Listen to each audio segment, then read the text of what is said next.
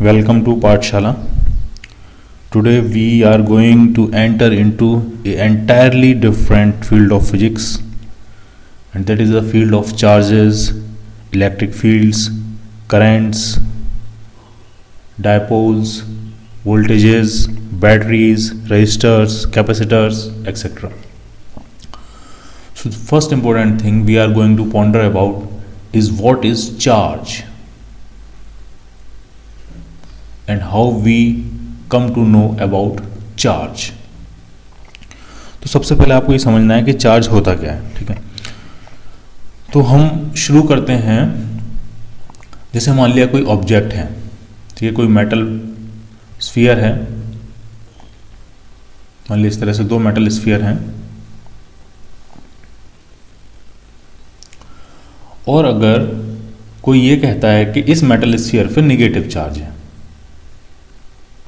ठीक है, ये तो आपको पता ही होगा कि चार्ज जो है वो दो फ्लेवर्स में मिलता है, दो टाइप्स में मिलता है, दो तरह का होता है। तो एक का बाई कन्वेंशन हमने नाम दे दिया नेगेटिव, और एक को बाई कन्वेंशन हमने कह दिया पॉजिटिव। इसका उल्टा भी हो सकता था, कन्वेंशन ऐसा भी सेट हो सकता था कि प्रोटॉन का चार्ज पॉजिटिव होता है, प्रोटॉन का चार्ज नेगेटिव होता और इलेक्ट्रॉन का चार्ज क्या होता, पॉजिटिव होता, या कुछ और नाम होते, जैसे कि एक का नाम होता रेड चार्ज, एक का नाम होता ग्रीन चार्ज, ठीक है। ये जो नेमिंग की थी, जो कन्वेंशन सेट किया था, वो किया था बेंजामिन फ्रैंकलिन ने, ठीक है।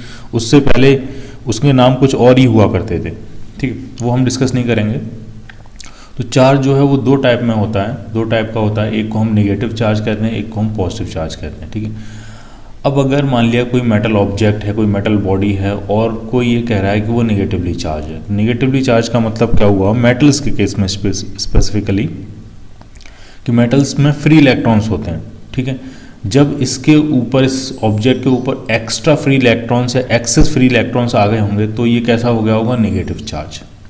और जब इसमें फ्री इलेक्ट्रॉन्स यहाँ से चले गए होंगे, यानी इसमें डेफिशिएंसी ऑफ इलेक्ट्रॉन्स हो गई होगी, तो इस पर कैसा चार्ज आ गया होगा, पॉजिटिव चार्ज, ठीक। तो ये बात तो क्लियर हो गया कि पॉजिटिव चार्ज और नेगेटिव चार्ज मेटल्स पे दोनों ही इलेक्ट्रॉन्स की मूवमेंट की वजह से आते हैं। अगर एक्स्ट्रा इलेक्ट्रॉन्स आ गए हैं तो नेगेटिव चार्ज, और इससे इलेक्ट्रॉन्स रिमूव कर लिए गए हैं किसी भी प्रोसेस से, तो इस पर कैसा आ जाएगा, पॉजिटिव चार्ज, ठीक। तो अब हम थोड़ा और फंडामेंटल क्वेश्चन पे पहुंचते हैं कि ये जो इलेक्ट्रॉन है, इस पर नेगेटिव चार्ज किस वजह से है, ठीक। या जो प्रोटॉन है उस पर पॉजिटिव चार्ज किस वजह से। प्रोटॉन जो होते हैं वो न्यूक्लियस के अंदर होते हैं, प्रोटॉन और न्यूट्रॉन, ठीक है। इलेक्ट्रॉन्स जो होते हैं वो आपके आउटर ऑर्बिट में होते हैं। तो किसी भी ऑब्जेक्ट को अगर चार्ज करना है तो उसके एटम से, एटम में जो उसका एटम है उसमें प्रोटॉन्स का नंबर चेंज कर पाना बहुत मुश्किल है, क्योंकि वो न्यूक्लियस के अंदर होता है। हम किसका नंबर आसानी से चेंज कर सकते हैं, इलेक्ट्रॉन्स का नंबर, क्योंकि इलेक्ट्रॉन्स बाहर होते हैं। एक्स्ट्रा इलेक्ट्रॉन्स दे भी सकते हैं, इलेक्ट्रॉन्स यहाँ से रिमूव भी कर सकते हैं हम, ठीक। तो जो चार्जिंग होती है मेनली किसकी हेल्प से होती है, इलेक्ट्रॉन्स की हेल्प से, ठीक। तो अब इस बात को डिस्कस करते हैं कि इलेक्ट्रॉन पे नेगेटिव चार्ज या प्रोटॉन पे पॉजिटिव चार्ज होता क्यों है, ठीक है। तो ये आपको ढंग से समझना है कि जो चार्ज है वो पार्टिकल्स की अटैच्ड प्रॉपर्टी नहीं होती है, किसी की वजह से चार्ज नहीं होता है, वो उनकी क्या होती है, इंट्रिंसिक प्रॉपर्टी होती है, ठीक है। जो चार्ज है वो सब एटॉमिक पार्टिकल्स की क्या होती है, इंट्रिंसिक प्रॉपर्टी होती है, जैसे कि मास।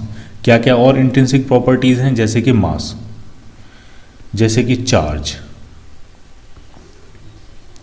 ठीक, जैसे कि स्पिन। अब स्पिन क्या है इसको भी थोड़ा डिस्कस करेंगे, जैसे कि मैग्नेटिक मोमेंट,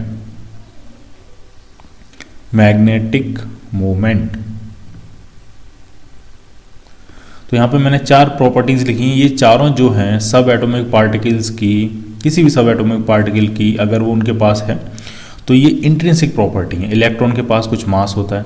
अब अगर क्वेश्चन में ये पूछा जाए, जैसे मान लिया कोई बॉल है, पूछा जाए इसके अंदर मास है, बिल्कुल है। मास किसकी वजह से, तो ये सर्टेन एटम से मिलकर बनी है, उन एटम्स के पास मास है, इसीलिए इसके पास, इस बॉल के पास मास है, ठीक। अब इलेक्ट्रॉन पे आ जाए, अब ये इलेक्ट्रॉन है मान लिया, अब इससे पूछा जाए कि ये जो इलेक्ट्रॉन है ये किस चीज़ से मिलकर बना है जिसकी वजह से इस पे मास है, किस सब्सटेंस का बना है, ये किस मटेरियल का बना है जिसकी वजह से इस पे मास है। तो ये किसी मटेरियल या किसी सब्सटेंस का नहीं बना है, ये इलेक्ट्रॉन है, ये है इसलिए मास है, मास है इसलिए इलेक्ट्रॉन है, ठीक है। मास जो है वो इलेक्ट्रॉन पे किसी की वजह से नहीं है, अटैच्ड प्रॉपर्टी नहीं है इलेक्ट्रॉन की। इलेक्ट्रॉन की क्या है, वो इंट्रिंसिक प्रॉपर्टी है। तो जैसे मास इंट्रिंसिक प्रॉपर्टी है, जैसे चार्ज इंट्रिंसिक प्रॉपर्टी है, वैसे ही स्पिन इंट्रिंसिक प्रॉपर्टी है और मैग्नेटिक मोमेंट इंट्रिंसिक प्रॉपर्टी। हर इलेक्ट्रॉन जो होता है वो एक टाइनी मैग्नेट की तरह काम करता है। इस तरह से हर इलेक्ट्रॉन एक टाइनी मैग्नेट की तरह काम करता है, उसके पास कुछ ना कुछ स्मॉल मैग्नेटिक मोमेंट होता है। और वो मैग्नेटिक मोमेंट किसकी वजह से है, तो वो उसकी इंट्रिंसिक प्रॉपर्टी है। जैसे मास इंट्रिंसिक प्रॉपर्टी है, वैसे मैग्नेटिक मोमेंट इंट्रिंसिक प्रॉपर्टी है। अब ये स्पिन क्या है, तो अक्सर हम इजी करने के लिए ऐसे समझते हैं कि स्पिन दो टाइप का होता है, एक प्लस हाफ होता है, एक माइनस हाफ होता है। और हम आसान करने के लिए चीज़ों को गलत तरीके से समझ लेते हैं। कैसे, हम ये कह देते हैं कि ये इलेक्ट्रॉन है, जब ये मान लिया एक डायरेक्शन में घूम रहा है या क्लॉकवाइज घूम रहा है तो इसका स्पिन एक प्लस हाफ हो जाएगा, और जब ये एंटी क्लॉकवाइज घूमेगा तब इसका स्पिन क्या हो जाएगा, माइनस हाफ हो जाएगा। यानी इलेक्ट्रॉन अपनी सेंट्रल एक्सिस के अबाउट एक तरह से घूम रहा है तो स्पिन एक वैल्यू ले लेगा, दूसरी तरीके से घूमेगा तो स्पिन दूसरी वैल्यू लेगा। ऐसा कुछ भी नहीं होता है। स्पिन का स्पिनिंग से कोई लेना देना नहीं है। ठीक, एक बुक आती है, जब मैं अपनी इंटर्नशिप पे था हॉलैंड में तो मैंने एक बुक पढ़ी थी, spin dynamics. Spin dynamics by Malcolm Levitt. और उन्होंने पहला जो इंट्रोडक्शन का चैप्टर था उसमें उन्होंने यही कंसेप्ट पूरा डिटेल में क्लियर किया था कि स्पिन का स्पिनिंग से कोई लेना देना नहीं है। स्पिन क्या है, जैसे मास है, जैसे चार्ज है, जैसे मैग्नेटिक मोमेंट है, वैसे इलेक्ट्रॉन की एक इंट्रिंसिक प्रॉपर्टी, एक एक्स्ट्रा प्रॉपर्टी है, और हमने उसको नाम दे दिया स्पिन। उसका नाम कुछ और भी दे सकते थे हम उसको, ठीक है, उसको नाम दे दिया हमने स्पिन। अब कन्फ्यूजन क्या क्रिएट होता है, स्पिन को हम स्पिनिंग से अटैच कर लेते हैं। और दो वैल्यूज़ भी होती हैं स्पिन की, जैसे दो फ्लेवर होते हैं चार्ज के, मास का एक ही फ्लेवर होता है, चार्ज दो टाइप का होता है, वैसे स्पिन भी दो टाइप का होता है। अब दो टाइप का स्पिन है तो उसको हमने कैसे समझने की कोशिश कर दी कि एक क्लॉकवाइज स्पिन होगा, एक एंटी क्लॉकवाइज स्पिन होगा। ठीक है, तो स्पिन का स्पिनिंग से कोई लेना देना नहीं है, आपको क्लियर होना चाहिए।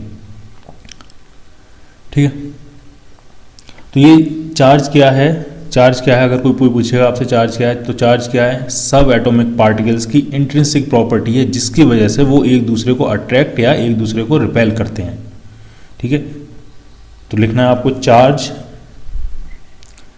Is the intrinsic property of sub atomic particles due to which they respond to electrical forces or attract or repel each other, or attract or repel each other. Other intrinsic properties may be, or maybe नहीं लिखना, other intrinsic properties are mass, spin and magnetic moment.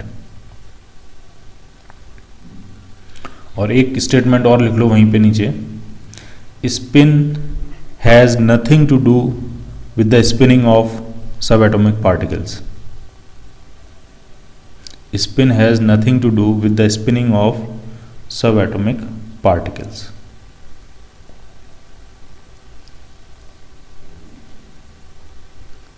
Clear. अब second point इसमें लिखते हैं, type of charges.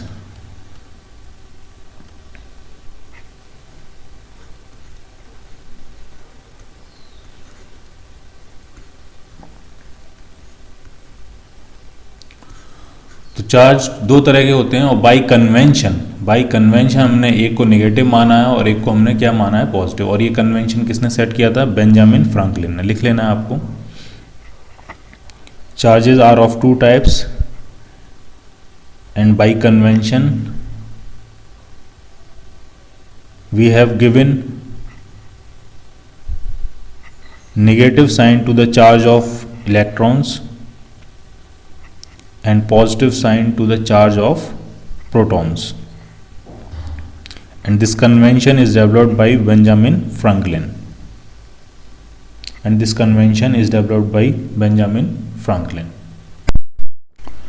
Now we are going to discuss few properties of charge. Charges की क्या क्या properties होती हैं वो एक एक करके डिस्कस करेंगे।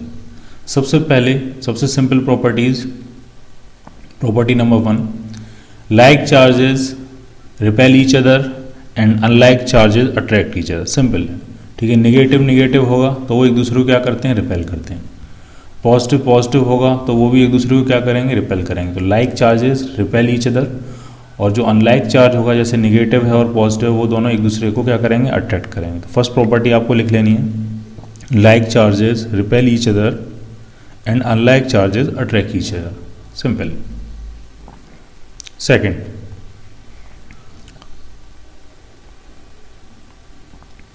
सेकंड प्रॉपर्टी लिखनी है, electric charge is additive in nature.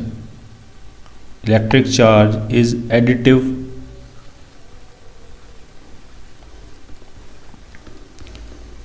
In nature. Additive का मतलब सिंपल है, मान लिया कोई सिस्टम है और उसके अंदर कुछ चार्जेस हैं। एक चार्ज है आपके पास +3 कूलाम, एक चार्ज है आपके पास -4 कूलाम, और एक चार्ज है आपके पास +5 कूलाम। ठीक, तो जो नेट चार्ज होगा वो सिंपली हम डायरेक्ट ऐड कर सकते हैं इनको स्केलर्स की तरह। चार्ज एक स्केलर क्वांटिटी होती है, ठीक है, और इनको हम डायरेक्टली ऐड कर सकते हैं सिंपली। तो नेट चार्ज जो होगा सिस्टम का Q नेट, वो होगा +3 +5, ये हो गया +8, -4 करेंगे तो कितना आ जाएगा, +4 कूलाम्स। थर्ड प्रॉपर्टी देखते हैं, charge is a scalar quantity. Charge is a scalar quantity.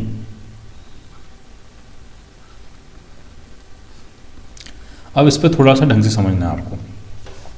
Charge एक स्केलर क्वांटिटी है, ठीक है। ये किस तरह का स्केलर है, ठीक है। तो अब ढंग से समझना है, जैसे मास हुआ, मास भी एक स्केलर क्वांटिटी है, लेकिन मास जो है वो फ्रेम ऑफ रेफरेंस पे डिपेंड करता है। या आप ऐसे समझो, जैसे मान लिया ये m0 इसका मास है, एक ऑब्जेक्ट है, इसका m0 इसका मास है।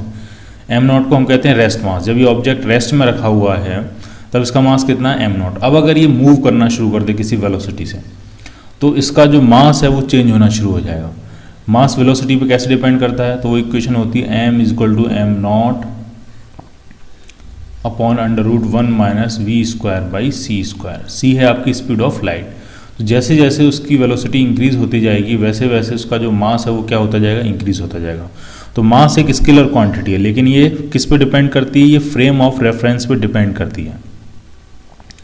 एक ऑब्जर्वर के रिस्पेक्ट में, एक ऑब्जर्वर जो इसी के साथ अटैच्ड है उसके रिस्पेक्ट में m0 रेस्ट में है, क्योंकि वो भी कितनी स्पीड से मूव कर रहा है, v से मूव कर रहा है। तो इस ऑब्जर्वर के रिस्पेक्ट में m0 रेस्ट में है, तो इस ऑब्जर्वर से पूछोगे इसका मास कितना ऑब्जर्व हो रहा है तुमको, तो वो बताएगा m0। लेकिन अगर कोई ऑब्जर्वर जो ग्राउंड पे खड़ा हुआ है,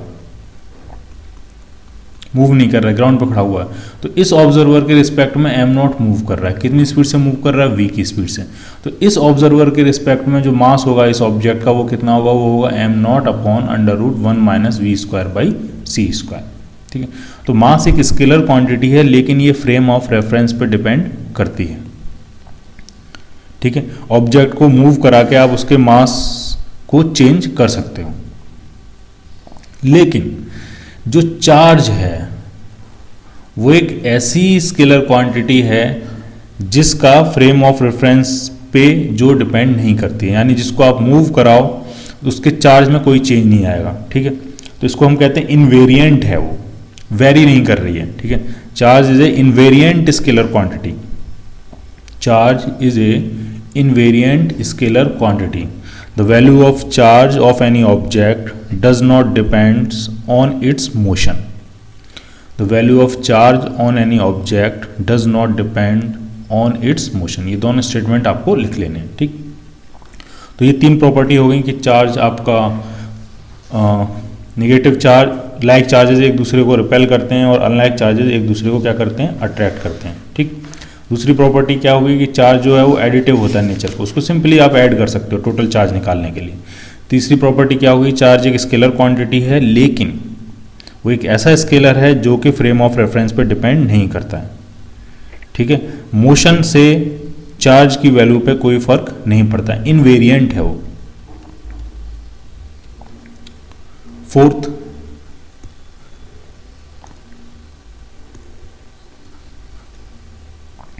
फोर्थ, किसी भी सिस्टम का जो चार्ज होता है वो कंजर्व होता है, ठीक है, कंजर्वेशन ऑफ चार्ज।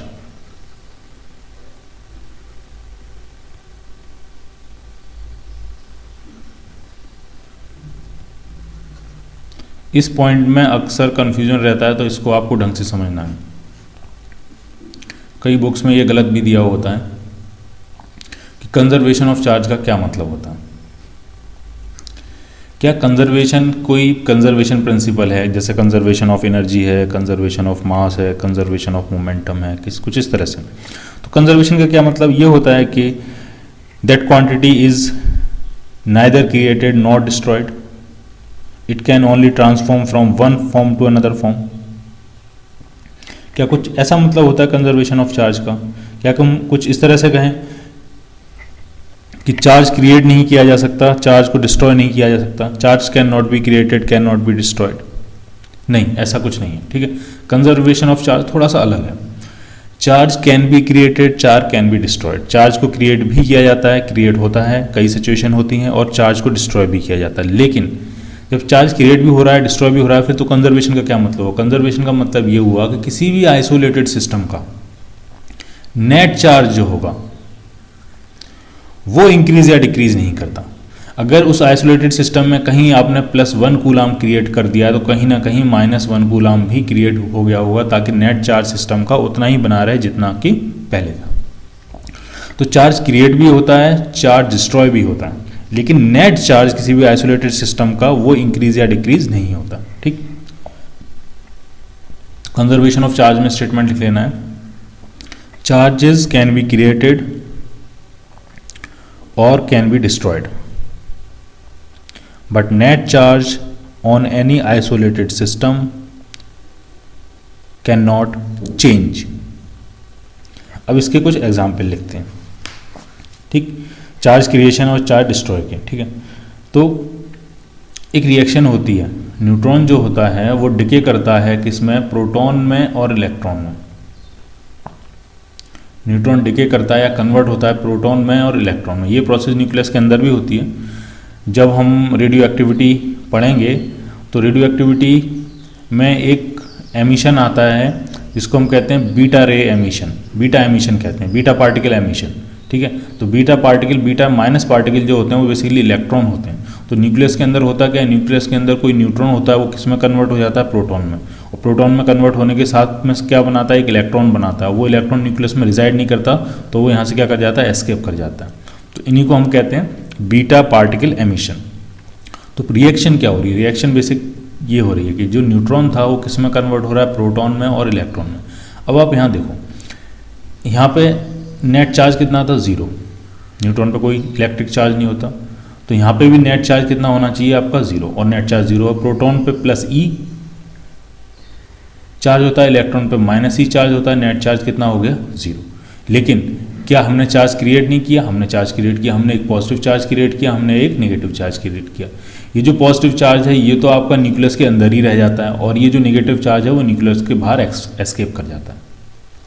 तो ये प्रोसेस हुई चार्ज क्रिएशन की। एक और प्रोसेस होती है जिसको हम पेयर प्रोडक्शन कहते हैं, पेयर प्रोडक्शन।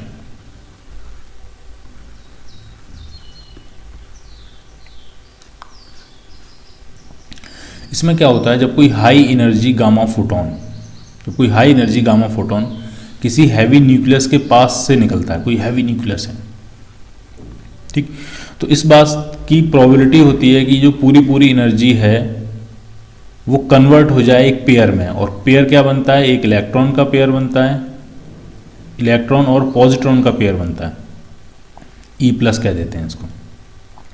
तो इस प्रोसेस को हम कहते हैं पेयर प्रोडक्शन।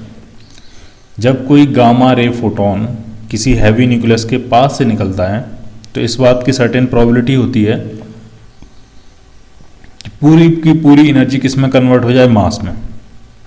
और क्या प्रोड्यूस हो? इलेक्ट्रॉन पॉजिट्रॉन का पेयर। इस प्रोसेस को कहते हैं हम पेयर प्रोडक्शन। इसमें आपने चार्ज प्रोड्यूस किया, लेकिन क्या नेट चार्ज प्रोड्यूस किया? नेट चार्ज प्रोड्यूस नहीं किया। अब भी नेट चार्ज कितना है? 0। स्टार्टिंग में भी नेट चार्ज कितना था? 0। इसी तरह की सिमिलर एक और प्रोसेस होती है पेयर एनिलिएशन।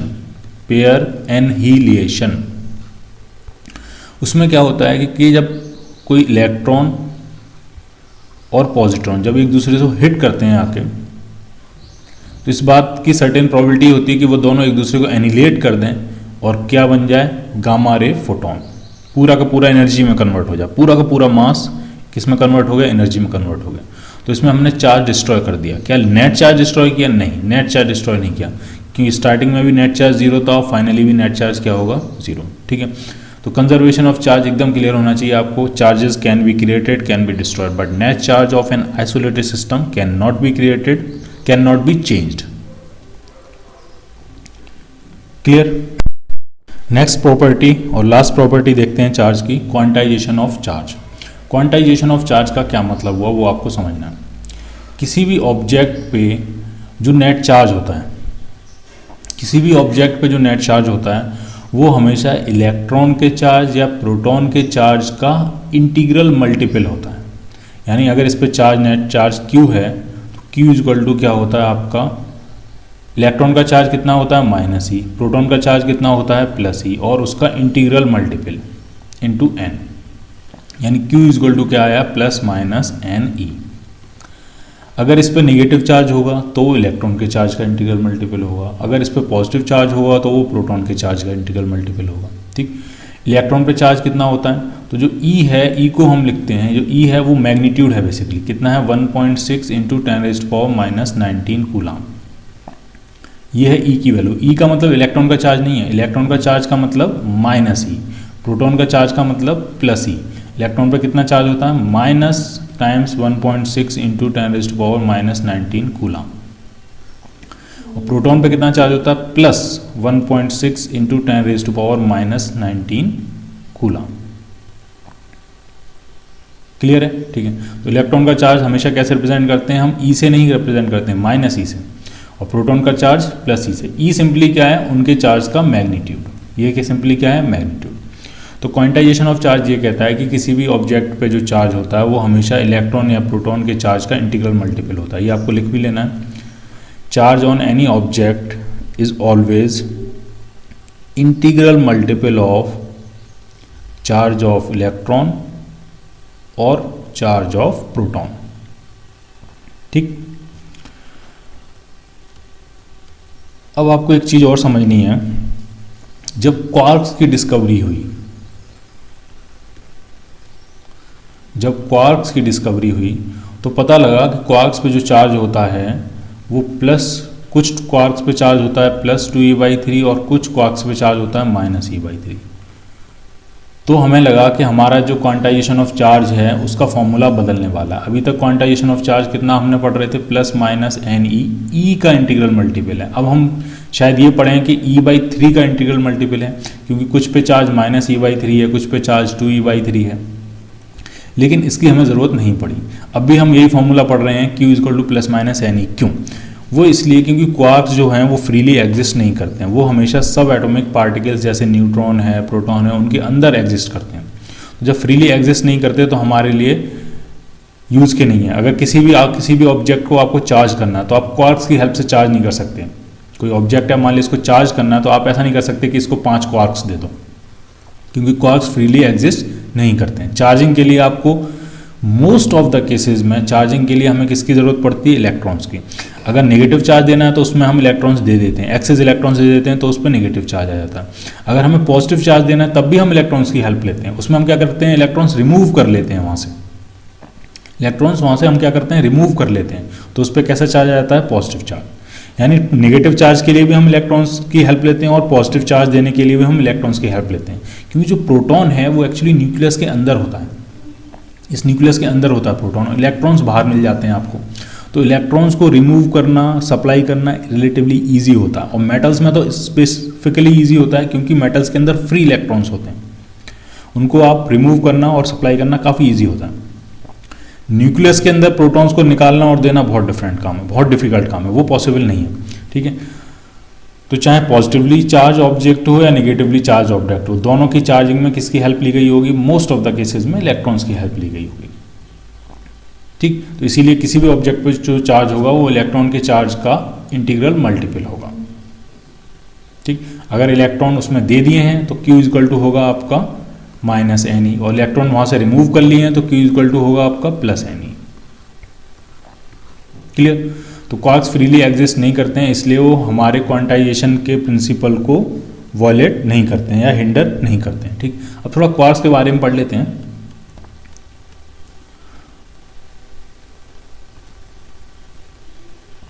जो क्वार्क्स होते हैं वो नेचर में 6 टाइप्स के मिलते हैं।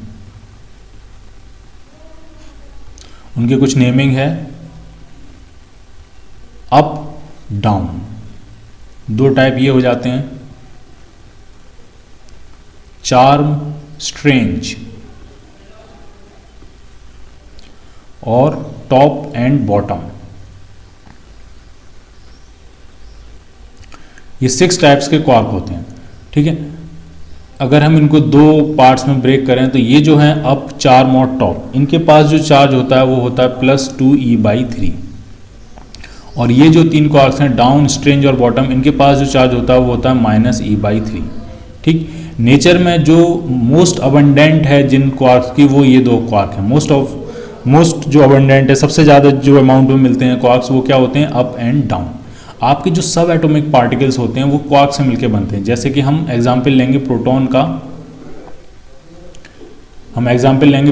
और न्यूट्रॉन का। तो प्रोटॉन भी आपका 3 क्वार्क से मिलकर बनता है। 3 क्वार्क्स होते हैं प्रोटॉन में और 3 क्वार्क्स होते हैं न्यूट्रॉन में। ठीक। प्रोटॉन में कौन कौन से 3 क्वार्क्स होते हैं, तो 2 तो इसमें होते हैं अप और 1 होता है इसमें डाउन क्वार्क। न्यूट्रॉन में क्या होता है, 1 अप क्वार्क होता है और 2 क्या होते हैं, डाउन क्वार्क। अब जरा चेक कर लेते हैं ये वेरीफाई हो पा रहा है कि नहीं हो पा रहा है। 2 अप क्वार्क हैं और अप क्वार्क पे चार्ज कितना होता है, +2e/3, और डाउन क्वार्क पे चार्ज कितना होता है, -e/3। तो इस पर नेट चार्ज जो होना चाहिए वो आ गया आपका 2e/3 +2e/3 -e/3। तो ये आपका आ गया +e, और होता भी है। प्रोटॉन पे जो चार्ज होता है वो क्या होता है, +e। जरा न्यूट्रॉन को वेरीफाई कर लेते हैं। 1 अप क्वार्क है यानी +2e/3 और 2 डाउन क्वार्क हैं यानी -e/3 तो नेट चार्ज पे कितना हो जाएगा, 0, और होता भी है। न्यूट्रॉन जो होता है वो इलेक्ट्रिकली न्यूट्रल होता है। तो ध्यान रखना है आपको, न्यूट्रॉन तो इलेक्ट्रिकली न्यूट्रल होता है एज ए सिस्टम, लेकिन उसके अंदर जो होते हैं वो चार्ज पार्टिकल होते हैं, क्वार्क्स। ठीक। 1 आपका +2e/3 है और 2 आपके -e/3 है। ठीक। तो ये हो गया क्वार्क के बारे में। तो फाइनली हम कहाँ पहुँचेंगे, फाइनली हम फिर उसी पॉइंट पे अपने पहुँच जाएंगे कि जो चार्ज होता है उसका क्वांटाइजेशन का क्वांटा जो है वो अब भी क्या है, इलेक्ट्रॉन का चार्ज या प्रोटॉन का चार्ज। चार्ज पैकेट्स में आता है, या तो आप इसको 1 इलेक्ट्रॉन का पैकेट दोगे, या 2 पैकेट्स दोगे इलेक्ट्रॉन्स के, या 3 पैकेट्स दोगे इलेक्ट्रॉन्स के। इससे रिमूव करोगे तो या तो 1 पैकेट इलेक्ट्रॉन का रिमूव करोगे, या 2 पैकेट रिमूव करोगे, या 3 पैकेट रिमूव करोगे। तो उस पर जो चार्ज आएगा वो हमेशा उन पैकेट्स का इंटीग्रल मल्टीपल होगा। और वो पैकेट्स क्या हैं, वो पैकेट्स हैं इलेक्ट्रॉन का चार्ज या प्रोटॉन का चार्ज।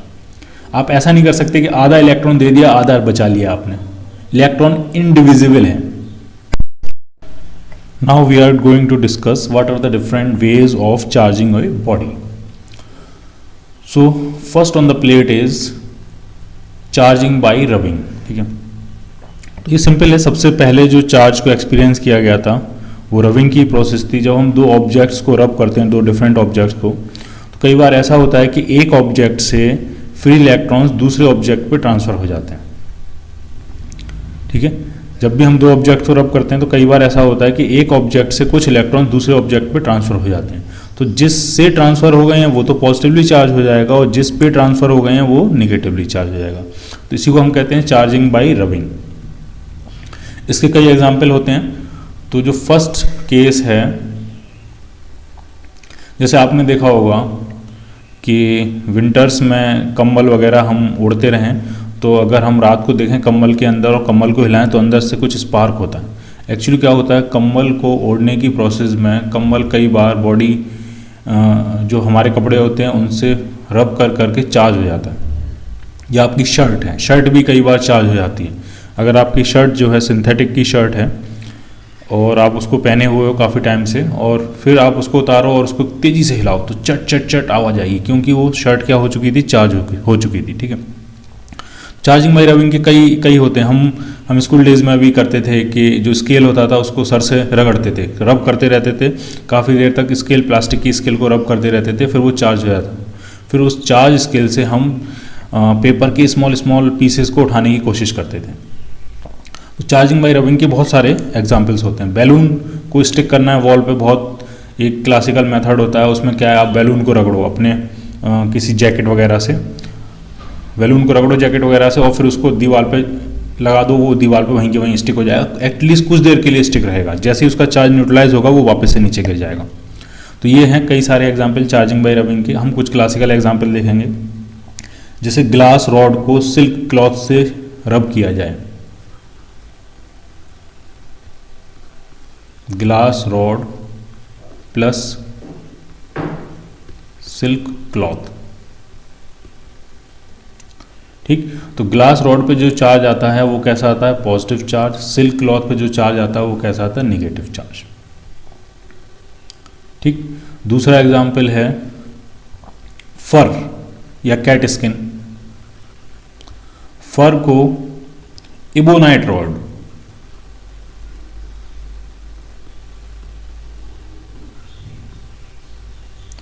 से रब किया जाए, तो फर पे जो चार्ज आता है वो पॉजिटिव चार्ज होता है, और इबोनाइट रॉड पे जो चार्ज आता है वो नेगेटिव चार्ज होता है। ढंग से समझना है, यहाँ ग्लास रॉड है, यहाँ इबोनाइट रॉड है। ग्लास रॉड पे कैसा चार्ज आया था, पॉजिटिव, और इबोनाइट रॉड पे कैसा चार्ज आया था, नेगेटिव। किस ऑब्जेक्ट से किस ऑब्जेक्ट पे इलेक्ट्रॉन ट्रांसफर होंगे, ये उन दो जो डिफरेंट ऑब्जेक्ट्स हैं उनकी कॉम्बिनेशन पे डिपेंड करता है। जिन एटम्स की या जिस ऑब्जेक्ट की इलेक्ट्रॉन एफिनिटी ज़्यादा होगी वो अपनी तरफ इलेक्ट्रॉन खींच लेगा, तो दूसरे पे इलेक्ट्रॉन्स की क्या हो जाएगी, डेफिशिएंसी, और वो कैसा हो जाएगा, पॉजिटिवली चार्ज, ठीक। एक तीसरा एक और एग्जांपल देखते हैं। अगर वुलन क्लॉथ है आपके पास,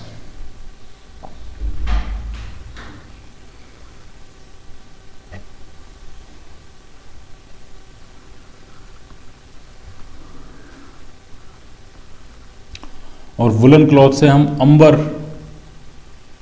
को रब कर रहे हैं, तो वुलन क्लॉथ आपका पॉजिटिवली चार्ज हो जाता है, और अंबर जो है वो कैसा हो जाता है, निगेटिवली चार्ज होता है। या वुलन क्लॉथ से प्लास्टिक शीट को आप, अंबर हो सकता है, प्लास्टिक, कोई भी प्लास्टिक ऑब्जेक्ट हो सकता है, कोई भी प्लास्टिक ऑब्जेक्ट, रबर हो सकती है, तो ये आप करके देख सकते हो। वुलन क्लॉथ से आप प्लास्टिक और रबर को अब अगर रब करोगे काफ़ी टाइम तक, तो ये सारे क्या हो जाएंगे, नेगेटिवली चार्ज हो जाते हैं, और वुलन क्लॉथ कैसा हो जाता है आपका, पॉजिटिवली चार्ज हो जाता है, ठीक है। तो ये है आपका चार्जिंग बाई रबिंग का एग्जाम्पल। जो नेक्स्ट मेथड है चार्जिंग का वो सिंपल है, चार्जिंग बाई कॉन्टैक्ट। इसका सीधा सा मतलब है कि मान लिया आपके पास एक ऑब्जेक्ट है और ये पॉजिटिवली चार्ज मान लिया ऑब्जेक्ट है, ऑलरेडी चार्ज है, इसको हमने किसी रबिंग की प्रोसेस से मान लिया चार्ज कर रखा है, और इसको एक न्यूट्रल ऑब्जेक्ट के साथ कनेक्ट किया जाए, कॉन्टैक्ट में लाया जाए, न्यूट्रल, ये न्यूट्रल है, ठीक है। तो क्या होगा कि इस पे से कुछ चार्ज इस पे ट्रांसफर हो जाएगा, जैसे ये कॉन्टैक्ट में आएंगे इस पे से कुछ चार्ज इस पे ट्रांसफर हो जाएगा, ठीक। चार्ज कब तक ट्रांसफर होगा, क्या सारा का सारा चार्ज ट्रांसफर हो जाएगा, कि आधा आधा, एग्जैक्टली आधा आधा ट्रांसफर होगा, किस रेशियो में ट्रांसफर होगा, ये हम कैसे फाइंड करेंगे, ठीक है। तो वो सिंपल सा कंसेप्ट है, उसमें आपको ढंग से समझना है। जैसे कि टेम्परेचर, जैसे ढंग से समझना है, हीट फ्लो कब तक होता है, दो डिफरेंट ऑब्जेक्ट्स को आप पास लेके आए, एक मान लिया हॉट ऑब्जेक्ट था और एक मान लिया कोल्ड ऑब्जेक्ट था, दोनों को आप कांटेक्ट में लाए तो हीट फ्लो होना शुरू हो जाएगा। हीट फ्लो कब तक होएगा, हीट फ्लो तब तक होगा जब तक कि दोनों का टेम्परेचर सेम नहीं हो जाता, यानी जो टेम्परेचर है वो डिटरमाइन करेगा कि कब तक हीट फ्लो होगा। जब दोनों का टेम्परेचर सेम हो जाएगा उसी मोमेंट पे हीट फ्लो बंद हो जाएगा। ऐसा नहीं है कि आधी एनर्जी, जिसकी जितनी इसके पास थर्मल एनर्जी है एग्जैक्टली आधी इसके पास पहुंच जाएगी, नहीं। जैसे मान लिया एक बड़ा ऑब्जेक्ट है और उसके पास साथ एक छोटा सा ऑब्जेक्ट कॉन्टैक्ट में लाया गया, तो ये थोड़ा सा हीट ट्रांसफर करेगा और थोड़ा सा हीट ट्रांसफर करके दोनों का टेम्परेचर क्या हो जाएगा, बराबर हो जाएगा, ठीक। इसका पहले टेम्परेचर कुछ ज़्यादा होगा T1, इसका पहले टेम्परेचर कुछ कम होगा T2, ये T1 से घटते घटते T तक पहुंचेगा, ये T2 से बढ़ते बढ़ते T तक पहुंचेगा, और जब ये दोनों बराबर होंगे तभी हीट फ्लो क्या हो जाएगा, रुक जाएगा। ऐसे ही एक और एग्जाम्पल है, जैसे मान लिया दो वाटर टैंक्स हैं, एक टैंक में वाटर का लेवल कम है और एक टैंक में वाटर का लेवल क्या है, ज़्यादा है, और हमने एक पाइप के थ्रू इन दोनों टैंक्स को आपस में कनेक्ट कर दिया। तो अब वाटर ट्रांसफ़र कब तक होगा? वाटर ट्रांसफ़र तब तक होगा कि जब तक कि दोनों टैंक्स में वाटर का लेवल क्या नहीं हो जाता, सेम नहीं हो जाता। यानी जब भी कोई क्वांटिटी ट्रांसफ़र हो रही होती है, एनर्जी ट्रांसफ़र हो रही होती है, चार्ज ट्रांसफ़र हो रहा होता है, कुछ भी ट्रांसफ़र हो रहा होता है, तो एक क्वांटिटी ऐसी होती है जो ये डिटरमाइन करती है कि ट्रांसफ़र कब तक होगा। चार्जिंग के केस में वो उसको हम कहते हैं पोटेंशियल, इलेक्ट्रिक पोटेंशियल, ये आगे पढ़ेंगे। तो इस वन ऑब्जेक्ट से टू ऑब्जेक्ट पर ट्रांसफ़र तब तक होता रहेगा जब तक कि दोनों का पोटेंशियल क्या नहीं हो जाता, सेम नहीं हो जाता। पहले स्टार्टिंग में इसका पोटेंशियल कुछ होगा V1, इसका पोटेंशियल कुछ होगा V2। V1 ज़्यादा होगा, V2 कम होगा। स्टार्टिंग में V1 की वैल्यू जो है वो V2 से ज़्यादा होगी। फिर चार्ज इस तरफ ट्रांसफ़र होना शुरू हो जाएगा, तो इसका पोटेंशियल V1 से कम होना शुरू हो जाएगा, इसका पोटेंशियल V2 से बढ़ना शुरू हो जाएगा। कब तक ट्रांसफ़र होगा? जब तक कि दोनों का पोटेंशियल सेम नहीं हो जाता, V1 इक्वल टू क्या नहीं हो जाता, V2 नहीं हो जाता। ठीक, तब तक चार्ज ट्रांसफ़र होगा। तो कॉन्टैक्ट में जैसे आप लेके आए तो अब दोनों पे पॉजिटिव चार्ज हो गया होगा, शेयर कर लिया है उन्होंने अपना अपना चार्ज। किस रेशियो में शेयर किया वो कंसेप्ट आपको समझ में आ गया। पोटेंशियल के बारे में हम आगे पढ़ेंगे। अब आप इन दोनों ऑब्जेक्ट को रिमूव कर सकते हो। तो अब ये दोनों ही पॉजिटिवली चार्ज हो गए हैं। हमारा कंसर्न था इस ऑब्जेक्ट को, क्योंकि ये तो ऑलरेडी पॉजिटिव चार्ज था। हमारा कंसर्न था इस ऑब्जेक्ट पे। पहले ये क्या था, न्यूट्रल था, और अब क्या हो गया, ये चार्ज हो गया। तो इसको हम कहते हैं चार्जिंग बाई कॉन्टैक्ट। ठीक, अब हम पढ़ते हैं charging by induction, third process. अभी तक हमने पढ़ा charging by rubbing, then charging by contact, now charging by induction. ये इंडक्शन क्या प्रोसेस होती है वो आपको ढंग से समझना है। जैसे मान लिया दो बॉल्स हैं, ये दोनों मेटल बॉल्स हैं। मेटल्स के पास फ्री इलेक्ट्रॉन्स होते हैं, वो इलेक्ट्रॉन्स इसी मेटल बॉल के अंदर, इसी मटेरियल में फ्रीली मूव करते रहते हैं। इतने फ्री नहीं होते हैं कि सरफेस छोड़ के बाहर निकल आएं, लेकिन इतने फ्री होते हैं कि उसी सब्सटेंस के अंदर वो फ्रीली मूव करते रहते हैं। तो मेटल्स हैं, मेटल्स पे फ्री इलेक्ट्रॉन्स होते हैं। फ्री इलेक्ट्रॉन्स की वजह से ही मेटल की जो कंडक्टिविटी होती है, इलेक्ट्रिकल कंडक्टिविटी या थर्मल कंडक्टिविटी, दोनों ही ज़्यादा होती है। ये ध्यान से समझना है आपको। फ्री इलेक्ट्रॉन्स की वजह से ही मेटल्स की थर्मल कंडक्टिविटी और इलेक्ट्रिकल कंडक्टिविटी दोनों ही क्या होती है, अच्छी होती है। ठीक, तो ये दोनों न्यूट्रल मेटल ऑब्जेक्ट्स हैं, एक दूसरे के साथ कांटेक्ट में। और यहाँ पे हम एक ग्लास रॉड को लेके आए जिसको हमने सिल्क क्लॉथ से रब किया था। तो अभी हमने पढ़ा जब हम ग्लास रॉड को सिल्क क्लॉथ से रब करते हैं तो ग्लास रॉड पे कैसा चार्ज आता है, बताइए कैसा चार्ज आता है, पॉजिटिव चार्ज। तो अब हम एक ग्लास रॉड को लेके आए हैं, इसके पास पॉजिटिवली चार्ज है, इसको सिल्क क्लॉथ से रब करके लाए हैं।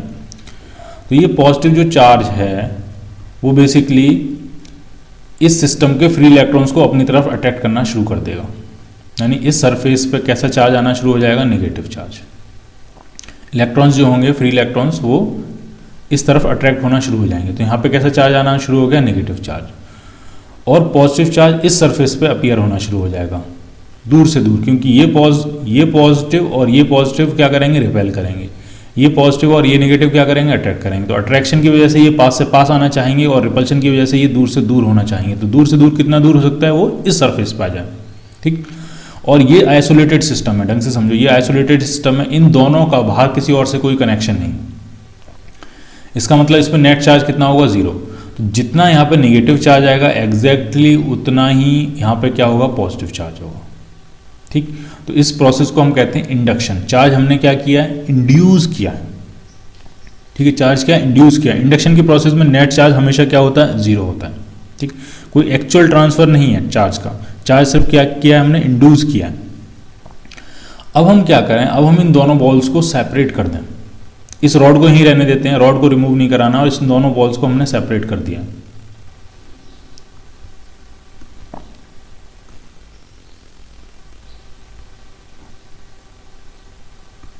ये रॉड आपकी यहीं है। तो इस पे कैसा चार्ज था, इस पे कैसा चार्ज था, नेगेटिव चार्ज, और इस पे कैसा चार्ज था, पॉजिटिव चार्ज। अब सेपरेट करने के बाद अब आप इस रॉड को यहां से रिमूव कर सकते हो।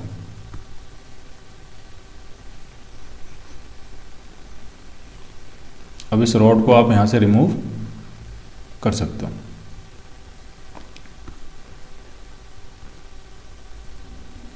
अब आप रिमूव करोगे तो ये जो पॉजिटिव चार्ज है इस पर आराम से यूनिफॉर्मली डिस्ट्रीब्यूट हो जाएगा, और इस पे इस पे नेगेटिव चार्ज ये आराम से यूनिफॉर्मली डिस्ट्रीब्यूट हो जाएगा, और इस पे ये जो पॉजिटिव चार्ज है ये भी इस पे यूनिफॉर्मली डिस्ट्रीब्यूट हो जाएगा। अब इन दोनों बॉल्स को आप अलग कर सकते हो। ठीक है, अब देखो इस पे चार्ज कितना आ गया, ये पहले अनचार्ज थी बॉल और इस पे कैसा चार्ज आ गया, नेगेटिव चार्ज। ये भी अनचार्ज थी बॉल, इस पे कैसा चार्ज आ गया, पॉजिटिव चार्ज। तो अब ये दोनों बॉल्स क्या हैं, चार्ज्ड हैं। तो इसी को हम बोलेंगे चार्जिंग बाय इंडक्शन। ठीक, एक बॉल हमने नेगेटिवली चार्ज कर लिए और एक बॉल हमने पॉजिटिवली चार्ज कर दी। एक और तरीका है चार्जिंग बाय इंडक्शन का। मान लिया आपके पास एक ही बॉल है, दो बॉल नहीं है, एक ही बॉल है और उसको चार्ज करना है। एक ही बॉल है, उसको चार्ज करना है। तो क्या करो, उसके पास एक ग्लास रॉड लेके आओ। ग्लास रॉड पॉजिटिवली चार्ज होती है, सिल्क क्लॉथ से रब करके लेके आए हैं। तो इस सरफेस पे क्या आ जाएगा, नेगेटिव चार्ज, और इस सरफेस पे क्या चार्ज इंड्यूस हो जाएगा, पॉजिटिव चार्ज। अब क्या कर दो, इस सरफेस की अर्थिंग कर दो। तो जैसे ही आप अर्थिंग करोगे तो ये जो चार्ज है, पॉजिटिव चार्ज, ये अर्थ में चला जाएगा। ये नेगेटिव चार्ज आ नहीं पाएगा क्योंकि इस नेगेटिव चार्ज को इस ग्लास रॉड ने अट्रैक्ट करके रखा हुआ अपने पास। तो ये पॉजिटिव चार्ज दूर से दूर भागना चाहता है। ढंग से समझो, ये नेगेटिव और ये पॉजिटिव आपस में एक दूसरे को अट्रैक्ट कर रहे हैं, तो ये पास से पास रहना चाहते हैं। ये पॉजिटिव और ये पॉजिटिव एक दूसरे को रिपेल कर रहे हैं, तो ये दूर से दूर जाना चाहते हैं। तो जब भी इस चार्ज को दूर जाने का मौका मिलेगा वो दूर चला जाएगा। तो जैसे ही आपने इसको अर्थिंग किया तो इसको दूर जाने का मौका मिल गया, वो वहाँ से दूर आ गया, मतलब अर्थ में न्यूट्रलाइज हो गया आके, वो अर्थिंग हो गई इसकी। ठीक है, तो अर्थिंग होते ही अब सिचुएशन ये बनेगी कि यहाँ पे क्या होगा, ये नेगेटिव चार्ज जो कि किसने अट्रैक्ट करके रखा हुआ है, ग्लास रॉड ने, और पॉजिटिव चार्ज कहाँ चला गया, अर्थिंग हो गई है। अब आप अर्थिंग यहाँ से रिमूव कर सकते हो। पहले अर्थिंग रिमूव करनी है, उसके बाद ग्लास रॉड रिमूव करनी है। तो इस स्फीयर पे कैसा चार्ज आएगा, नेगेटिव चार्ज। तो अगर सिंगल स्फीयर है तो आप उसको अर्थ की हेल्प से चार्ज कर सकते हो। जो काम यहाँ पे सेकंड स्फीयर ने किया था वो काम यहाँ पे कौन कर रही है, अर्थ। क्लियर। तो ये हो गया आपका चार्जिंग बाय इंडक्शन। तो हमने जो पढ़ा था पहले चार्जिंग बाय रबिंग, उसको थोड़ा डिटेल में देखते हैं कि वो क्या चीज होती है जो ये डिटरमाइन करती है कि किस ऑब्जेक्ट से किस ऑब्जेक्ट पे इलेक्ट्रॉन ट्रांसफर होंगे। जैसे कि हमने ग्लास को रब किया था, जो हमारा ग्लास रॉड थी उसको हमने सिल्क क्लॉथ से रब किया था। तो ये क्या चीज होती है, वो कौन सी प्रॉपर्टी होती है किसी भी मेटेरियल की, वो डिटरमाइन करती है कि ग्लास से सिल्क रॉड पे इलेक्ट्रॉन्स ट्रांसफर होंगे या सिल्क रॉड से ग्लास पे ट्रांसफर होंगे। हमारे केस में जब हमने ग्लास रॉड को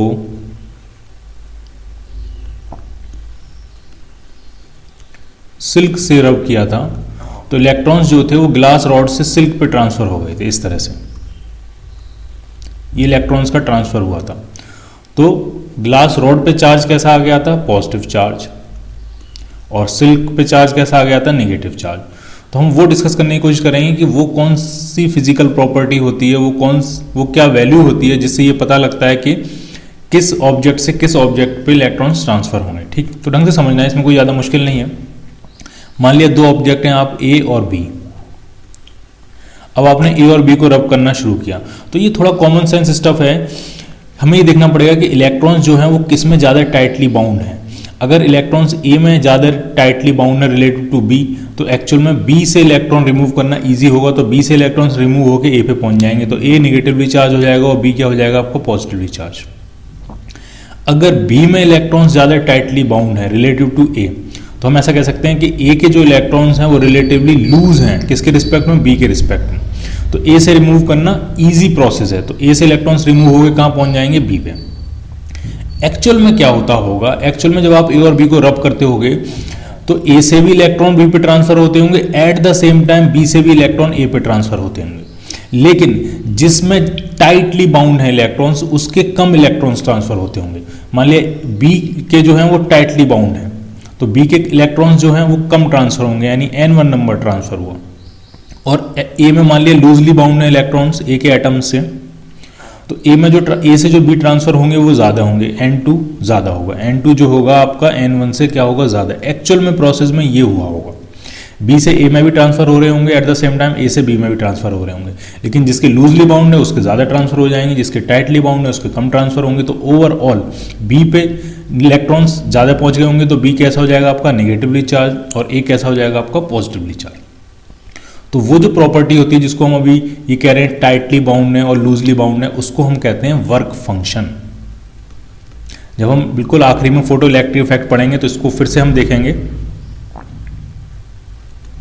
वर्क फंक्शन, ये वर्क फंक्शन क्या है तो ढंग से समझना है। कोई भी मटेरियल है, ये उसकी सरफेस है, तो मटेरियल की सरफेस से इलेक्ट्रॉन को बाहर निकालने के लिए, इलेक्ट्रॉन को फ्री करने के लिए, ठीक है, सरफेस से बाहर निकालने के लिए इलेक्ट्रॉन को जितनी मिनिमम एनर्जी की जरूरत पड़ती है, मिनिमम से मिनिमम जिस एनर्जी की जरूरत पड़ती है उसी को हम कहते हैं, वो उस मटेरियल का क्या है, वर्क फंक्शन। इसकी टिपिकल वैल्यूज जो होती हैं वो इलेक्ट्रॉन वोल्ट्स में होती हैं। जैसे सीजियम अगर मटेरियल हम देखें तो उसका जो वर्क फंक्शन होता है, इसको हम फाई से भी रिप्रेजेंट करते हैं, डब्ल्यू से भी रिप्रेजेंट करते हैं। ये आपका 1.9 इलेक्ट्रॉन वोल्ट के आसपास होता है। यानी सीजियम की सरफेस से इलेक्ट्रॉन को रिमूव करने के लिए मिनिमम आपको कितनी एनर्जी देनी पड़ेगी, 1.9 इलेक्ट्रॉन वोल्ट। 1 इलेक्ट्रॉन वोल्ट में कितने जूल होता है, तो 1 इलेक्ट्रॉन वोल्ट जो होता है वो होता है 1.6 इंटू 10⁻⁻19 जूल। इलेक्ट्रॉन वोल्ट जो है वो एनर्जी की यूनिट है, उसको हम जूल में कन्वर्ट कर सकते हैं, ठीक है। बाकी और डिटेल में पढ़ेंगे इलेक्ट्रॉन वोल्ट के बारे में आगे, लेकिन अभी सिर्फ आप अपने काम का जितना उतना समझो कि किसी भी मटेरियल से इलेक्ट्रॉन निकालने के लिए हमें कुछ एनर्जी की ज़रूरत पड़ती है। वो जो मिनिमम एनर्जी होती है उसी को हम कहते हैं वर्क फंक्शन फाई, ठीक। अब मान लिया इसको आप डब्ल्यू से भी रिप्रेजेंट करते हो वर्क फंक्शन को। अब मान लिया दो ऑब्जेक्ट्स आप रब कर रहे हो, एक है ए, एक है बी। ए का वर्क फंक्शन है डब्ल्यू ए और बी का वर्क फंक्शन है डब्ल्यू बी। और क्वेश्चन में ये दिया है कि ए का वर्क फंक्शन क्या है, ज़्यादा है बी से, और ये पूछा गया है कौन सा ऑब्जेक्ट पॉजिटिव चार्ज होगा, कौन सा ऑब्जेक्ट नेगेटिवली चार्ज होगा। तो सिंपल सी बात है, ए का वर्क फंक्शन ज़्यादा है, तो ए से इलेक्ट्रॉन को रिमूव करने के लिए आपको ज़्यादा वर्क करना पड़ेगा, ज़्यादा एनर्जी की जरूरत पड़ेगी। तो ए से इलेक्ट्रॉन रिमूव करना मुश्किल है, बी से इलेक्ट्रॉन रिमूव करना आसान होगा क्योंकि बी का वर्क फंक्शन क्या है, कम है। तो बी से ओवरऑल इलेक्ट्रॉन कहाँ ट्रांसफर हो जाएंगे, ए पे। एक्चुअल में ए से बी पे भी ट्रांसफर हो रहे होंगे और बी से ए पे भी ट्रांसफर हो रहे होंगे, लेकिन ज़्यादा कौन ट्रांसफर कर देगा, ज़्यादा वो ट्रांसफर कर देगा जिसका वर्क फंक्शन कम होगा, क्योंकि वो अपने ज़्यादा इलेक्ट्रॉन्स फ्री कर लेगा। तो ओवरऑल ट्रांसफर कहाँ होगा, बी टू ए। तो ए कैसा हो जाएगा आपका, नेगेटिवली चार्ज, और बी कैसा हो जाएगा आपका, पॉजिटिवली चार्ज, ठीक है। तो वर्क फंक्शन भी लिख लेना है आपको। वर्क फंक्शन क्या होता है, it is the minimum energy required to free electron from the surface of a metal और मटेरियल। क्लियर है ये? तो अब आपको रबिंग में और ज़्यादा क्रिस्टल क्लियर हुआ होगा कि किस से किस पे ट्रांसफ़र हुआ है। अब जरा हम ग्लास रॉड और सिल्क के बारे में देखें तो इलेक्ट्रॉन्स जो हैं वो ग्लास रॉड से सिल्क पे ट्रांसफ़र हो रहे हैं। इसका मतलब ग्लास रॉड का वर्क फंक्शन क्या होगा, कम होगा, और सिल्क का वर्क फंक्शन क्या होगा, ज़्यादा होगा। तो ओवरऑल इलेक्ट्रॉन ग्लास रॉड से किस पे ट्रांसफ़र हुए होंगे, सिल्क से। इसका मतलब ये मत समझना कि सिल्क से ग्लास रॉड पे नहीं ट्रांसफ़र हुए होंगे। अभी हम 2 बार डिस्कस कर चुके हैं कि ये ए से बी पे भी ट्रांसफ़र होते हैं, बी से ए पे भी ट्रांसफ़र होते हैं। फाइनली किसने ज़्यादा ट्रांसफ़र कर दिए वो मैटर करता है। तो ग्लास रॉड का वर्क फंक्शन कम होगा, इसने ज़्यादा इलेक्ट्रॉन सिल्क पे ट्रांसफ़र कर दिए होंगे। सिल्क नेगेटिवली चार्ज हो जाएगी, ग्लास रॉड पॉजिटिवली चार्ज हो जाएगी। एक और स्मॉल कंपैरिजन डिस्कस कर लेते हैं। चार्ज और मास के बीच को अगर हम कंपेयर करें तो उनके अंदर क्या क्या सिमिलरिटीज़ होती हैं और क्या क्या डिफरेंसेस होते हैं, ठीक है। तो अगर हम टाइप्स को देखें, सबसे पहला जो हमारा कंपैरिजन का बैकग्राउंड होगा, बेस होगा, वो होगा टाइप। तो चार्ज जो है आपका 2 टाइप का होता है, या तो चार्ज पॉजिटिव होगा या चार्ज निगेटिव होगा, ठीक है। 2 टाइप्स। और बाय कन्वेंशन हम एक चार्ज को पॉजिटिव कहते हैं, एक चार्ज को हम निगेटिव कहते हैं। कन्वेंशन बेंजामिन फ्रैंकलिन ने स्टैब्लिश किया था। मास सिर्फ और सिर्फ एक ही टाइप का होता है,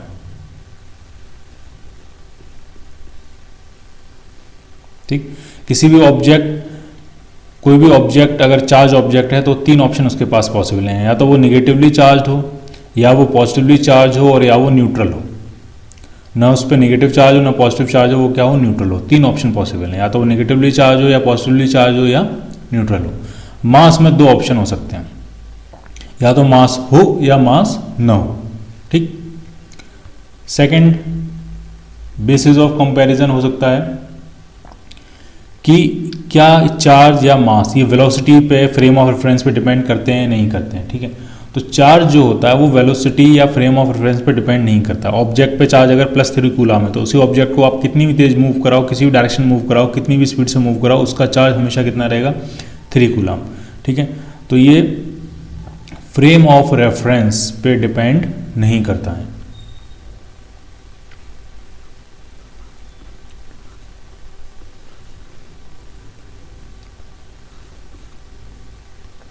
जबकि मास जो है वो फ्रेम ऑफ रेफरेंस पे डिपेंड करता है। किस तरह से डिपेंड करता है?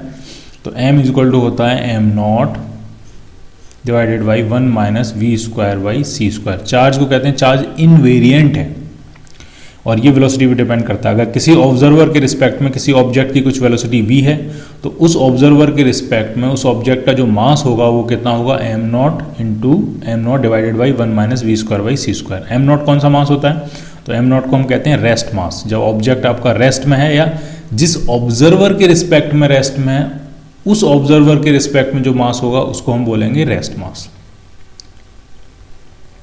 ठीक। नंबर 3, चार्ज क्वांटाइज्ड होता है।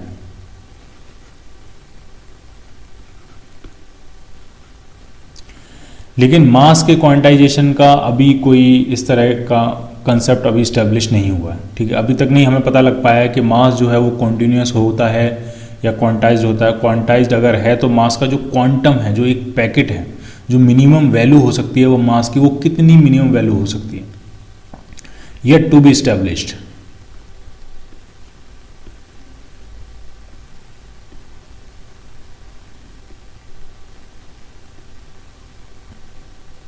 Next, conservation. तो इलेक्ट्रिक चार्ज हमने देखा था, चार्ज क्रिएट भी किया जा सकता है, डिस्ट्रॉय भी किया जा सकता है, लेकिन किसी आइसोलेटेड सिस्टम का जो नेट चार्ज होगा, net charge of isolated system, वो क्या रहेगा? वो कांस्टेंट रहेगा, वो कंजर्व रहेगा। अगर उस आइसोलेटेड सिस्टम में आपने कहीं +1 कूलाम चार्ज क्रिएट किया है तो कहीं ना कहीं उसी सिस्टम में -1 कूलाम भी क्रिएट हुआ होगा, ताकि सिस्टम का जो नेट चार्ज है वो क्या रहे? कांस्टेंट रहे। तो कंजर्वेशन, मास कंजर्वेशन, तो ये तो हमको पता है मास कंजर्व नहीं होता, मास एनर्जी में कन्वर्ट हो सकता है, एनर्जी मास में कन्वर्ट हो सकती है। फेमस फॉर्मूला है आइंस्टीन का, E equal to mc²। m mass को अगर एनर्जी में कन्वर्ट करें तो वो टोटल कितनी एनर्जी प्रोड्यूस कर सकता है? Maximum E equal to mc²। तो कंजर्वेशन ऑफ मास तो नहीं होता कुछ, हाँ conservation of mass plus energy होता है। मास एनर्जी में हो सकता है, एनर्जी मास में हो सकती है, लेकिन दोनों का जो सम होगा मास प्लस एनर्जी वो क्या रहेगा? वो कांस्टेंट रहेगा। ठीक। नेक्स्ट इंपॉर्टेंट पॉइंट क्या हो सकता है? फोर्सेस को लेके। चार्जेस, लाइक चार्जेस एक दूसरे को रिपेल करते हैं, अनलाइक चार्जेस एक दूसरे को अट्रैक्ट करते हैं। तो चार्ज के केस में जो फोर्स होगा वो 2 तरह का होता है, अट्रैक्टिव भी हो सकता है और रिपल्सिव भी हो सकता है। लेकिन मास के केस में फोर्स सिर्फ क्या होता है? अट्रैक्टिव होता है फोर्स। ठीक, वो रिपल्सिव नहीं होता है। उसकी वजह यह भी हो सकती है कि चार्ज 2 तरह का होता है और मास 1 तरह का होता है। 2 तरह का चार्ज है तो 3 कॉम्बिनेशन बन सकते हैं, same, minus minus, plus plus और माइनस प्लस। ठीक, तो जो लाइक चार्जेस का कॉम्बिनेशन होता है वो एक दूसरे को क्या करता है? रिपेल करता है, और अनलाइक चार्जेस का कॉम्बिनेशन एक दूसरे को क्या करता है? अट्रैक्ट करता है। ठीक है, तो ये कुछ बेसिक डिफरेंसेस या बेसिक कंपैरिजन पॉइंट्स हो सकते हैं चार्ज और मास में।